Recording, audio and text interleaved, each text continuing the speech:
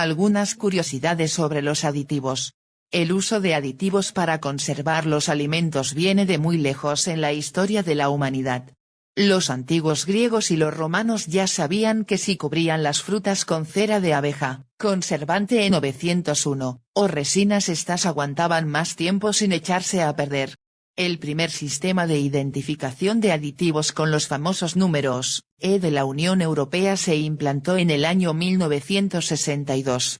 En España, nuestra legislación llegó un poco más tarde en ese terreno, concretamente en el año 1967. Este primer decreto que se estableció para definir y regular el uso de los aditivos en nuestro país consistía en el Código Alimentario Español, Decreto 2484/1967, y no se incorporaron en este los números E de la Unión Europea. En la actualidad, muchos otros países del mundo también usan los mismos números que Europa para los aditivos, pero sin que vayan acompañados por la letra E. Existen 27 clases distintas de aditivos con funciones muy diferentes: antiespumantes, gelificantes, gasificantes, potenciadores del sabor, correctores de la acidez. Varios aditivos alimentarios permitidos en Estados Unidos están prohibidos o restringidos en la Unión Europea y viceversa. Incluso encontramos aditivos permitidos en España que son ilegales en otros países. Como el ciclamato de sodio, un edulcorante presente en ciertas bebidas azucaradas. ¿A qué se debe esta llamativa diferencia en la legalidad de los aditivos? Las razones detrás son múltiples y complejas, pero podríamos resumirlas en que, al final, las normativas que regulan el uso de los aditivos en diferentes regiones pueden tener criterios diferentes a la hora de establecer los principios de precaución. La cuestión es cómo se interpretan los estudios de seguridad y cuáles son los medios y el grado de información de la población y de los gobernantes. Así, para muchos casos, el principio de precaución se convierte en un por si acaso. Un caso especialmente llamativo en este tema es el de la sacarina.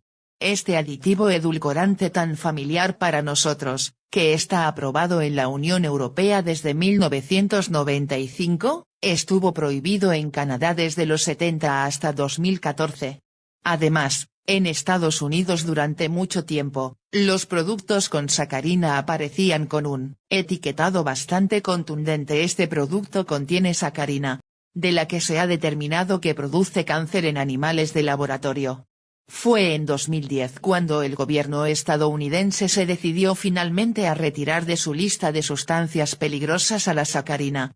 La razón de la discordia estaba en un estudio canadiense con ratas que encontró que el grupo de estos animales que consumía sacarina tenía mayor riesgo de padecer cáncer de vejiga.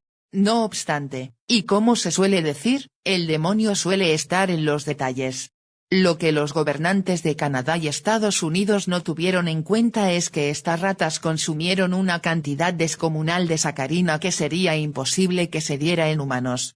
La dosis de sacarina que recibían estos roedores era el equivalente a la cantidad de sacarina que se consume tras beber alrededor de 750 latas de refresco al día. No fue ninguna sorpresa que las decenas de estudios realizados en humanos que consumían sacarina no mostraran en ningún momento ese efecto cancerígeno.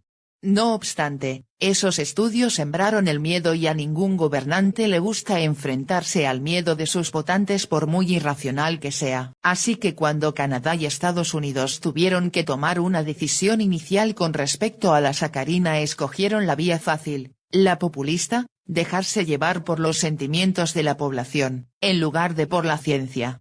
Afortunadamente, con el paso del tiempo y los estudios científicos, este sinsentido se fue volviendo cada vez más obvio y tales decisiones equivocadas se corrigieron con la aprobación de la sacarina en ambos países. Otra explicación a las diferencias sobre las normativas de aditivos entre países se debe a sus peculiares legislaciones. Por ejemplo, en Estados Unidos, existe un vacío legal que ha permitido el uso de sustancias a las que se les ha atribuido posibles efectos perjudiciales para la salud en estudios. La causa de esta situación se remonta al año 1958.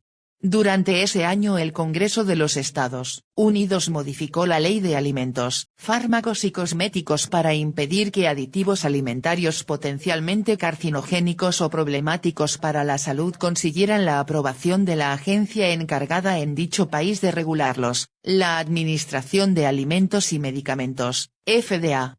Sin embargo, aquellos aditivos que ya se usaba antes de esa fecha se eximieron de dicho filtro y muchos aún siguen utilizándose en la actualidad, aunque no están regulados como aditivos alimentarios. Esta peculiar situación legal lleva a que refrescos, comidas procesadas, galletas, pan y otros muchos alimentos en el gran país norteamericano contengan sustancias que no están permitidas o están muy restringidas en la Unión Europea. Así que cuando las empresas de alimentación americanas quieren vender estos mismos productos con las sustancias de la discordia en la Unión Europea tienen que reformularlos, para sustituir estos aditivos que, legalmente, no son aditivos en Estados Unidos por su vacío legal. ¿Qué ejemplos encontramos? Por mencionar unos pocos, el bromato de potasio y la azodicarbonamida, ambos usados en la Unión Europea para alimentos horneados, o el aceite vegetal bromado, BVO, usado para mejorar el sabor de refrescos y bebidas deportivas. En ocasiones, ocurre justo lo contrario y las normativas sobre ciertos aditivos alimentarios pueden ser absurdas por temor a demandas judiciales.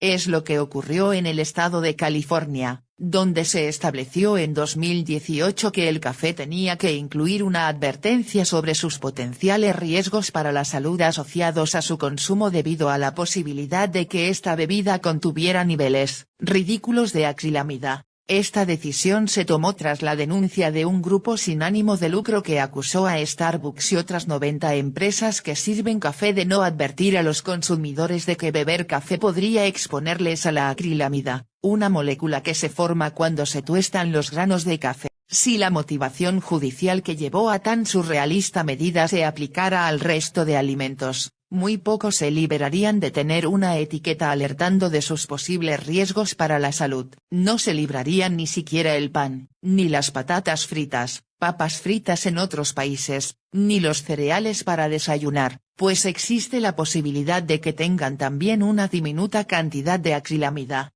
Esto es lo que ocurre cuando los riesgos para la salud encontrados en estudios científicos se sacan totalmente de todo contexto y de toda lógica.